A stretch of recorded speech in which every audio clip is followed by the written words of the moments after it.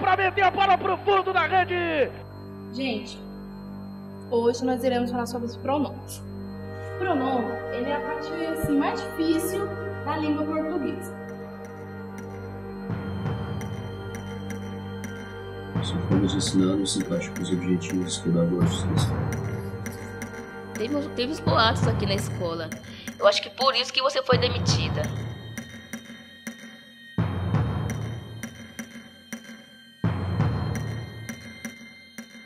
Eu não aguento mais.